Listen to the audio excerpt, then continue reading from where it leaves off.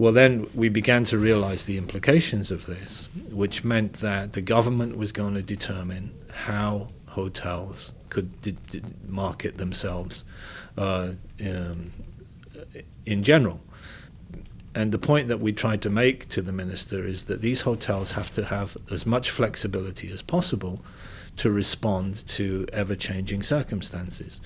When you're looking to fill a hotel like the Holiday Inn or like the Renaissance, where you have so many rooms to fill, there's lots of different markets that you go after, and then sometimes, you know, some are up, some are down, and you have to have the ability to change as demand changes.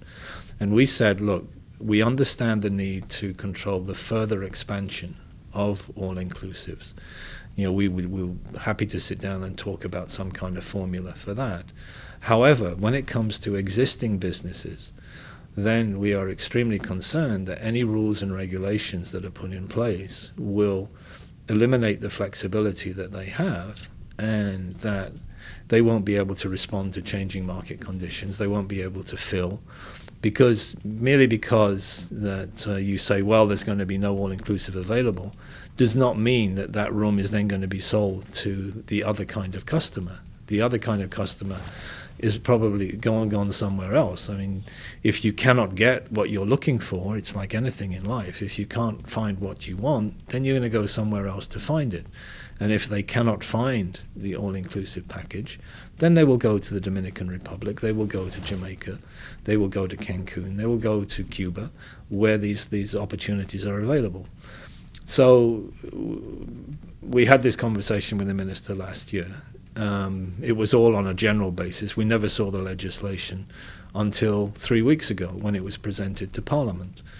And now that we've seen the details of the legislation, not only is that limit of 20% for these traditional European plan hotels in place, but also that the license to operate as an all-inclusive for the Divi Tamarind, for the Riu, for the Occidental will only be extended for 20 years.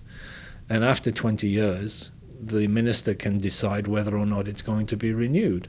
Well, you know, for the owner of a property who's invested a substantial amount of money over the years, increased the business, developed a business which is totally all-inclusive, to be told after 20 years, well, no, you can no longer operate as an all-inclusive, you're going to have to convert back to a traditional EP hotel.